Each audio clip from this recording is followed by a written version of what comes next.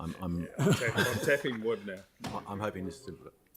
Yeah, this one, you may remember that we have two fixed charges amongst our rates. The UAGC Uniform Annual General Charge is just a fixed charge on everyone's property.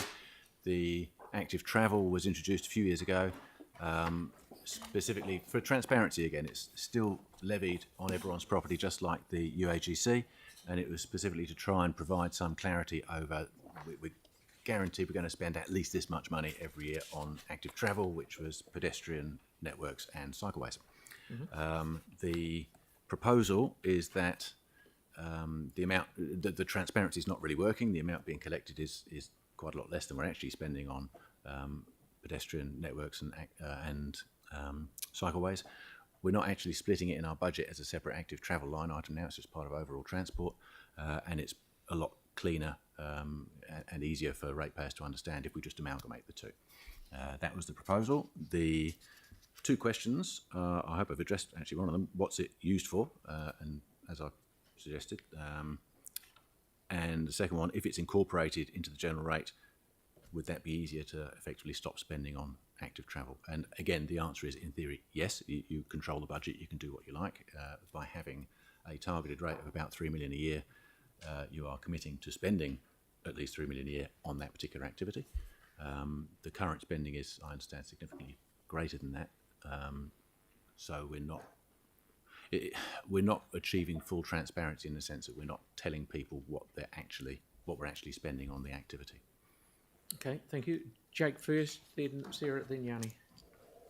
For that, we had a submitter during the hearings who pointed out the percentage increase in the UAGC they were quite alarmed at, but obviously that's explained by the folding in of two flat rates. But one thing that did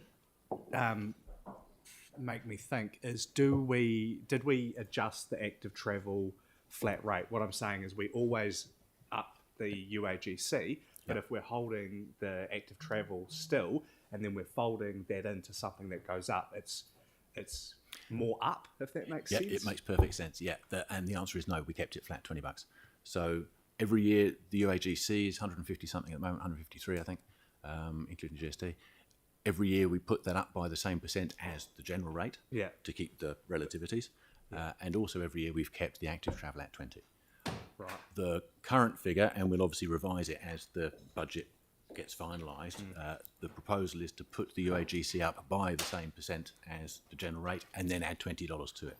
So there'll be no double increase, if you like. It'll be exactly the same. Except for the next year when we want to put the new UAGC up by the same percentage as the general rate, and it's $20 larger than it was. That's right. And so I think that it's not something I'm going to die in a ditch over this year, but it probably will be something I want to adjust next year. It's something to think about every year, actually. The proportion of fixed charges versus value-based charges is a very interesting thing to think about. We'll have that debate forever, I'm sure. Cool. Thank you. Okay. Sarah? While we have over the last few years spent more than $3 million of rates on active travel, so cycleways, pedestrian, and I think head walkway was specified, wasn't it? I think as part of the original. What's written at the moment is pedestrian networks. I don't know what was written. Yeah, no, I think we need to go back to the original what we consulted on. I think way back when it was the cycleway network and the head walkway. And it may have morphed over time, but I don't think we've actually consulted on changing the purpose of it. But if we could just get a little bit of advice on the original, I think 2013. Financial year 14 it came in, so June 13 when you adopted it for the first time. Yeah, but because I just wouldn't want us to have consulted on something that was specifically for a project and end up not spending the money on those projects and just kind of morphing it into general footpath maintenance or whatever, right? Yeah. So we just need to make sure that we're keeping it structured over time. My preference is that it doesn't go into the UAGC and that we just keep it separate, because then it holds us to account on actually doing the work. There seem to be the guys are coming to us with ideas to try and make life simpler for them, and we don't seem to be wanting to have an appetite to do it. Answering a question that I was know they asked are. of I know them they by are. one councillor. Yanni, please. So, I mean, we could just get rid of this full stop. We don't actually need to have it, right? And just put it into the general rate. So if we got rid of it, what would happen? It would save us, presumably, some, small OPEX cost. It'd be a bit of admin saving, yeah. Right. That's about it. But the rates collected would be identical. Yeah. So, I mean, personally, I would favour just, we just get rid of it. We don't need it. We just fund these projects out of our normal budgets. At the time we set it up, it was going to pay for the cycleways. We know that they've cost a lot more than what we put in. So I can't see the sense in it continuing. We probably need advice from... Sorry, Yanni, I'm just a bit confused. Are you saying scrap UAGC and throw that into general rate as well? No, that's Just the $20. Instead of going to the UAGC, no, that's we just fund this activity through our normal rates, our general rates. okay. Melanie, Ditto. I was going to say same as Yanni. We need to do status quo now and look at it in the annual plan if we want to scrap it and we think we have to consult. Do we have to consult to get rid of it? The current proposal has been consulted on, obviously, so the proposal is to shift, instead of a fixed charge for active travel and UAG separate, to have a single fixed charge that's effectively equivalent.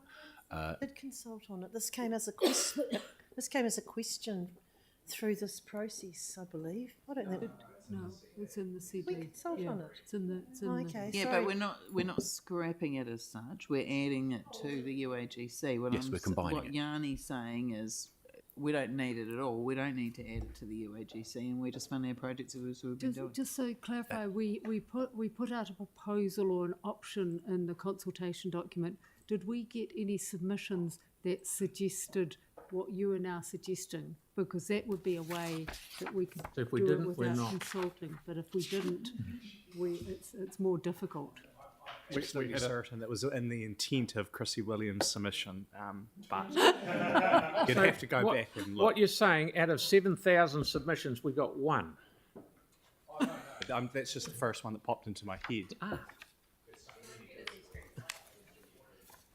The effect of absorbing it into the value-based general rate would obviously be to change a fixed charge into a value-based charge. So it would change the tax incidence, if you like, in a way that wouldn't be under the current So proposal. we're down to two things. We add it in or we don't.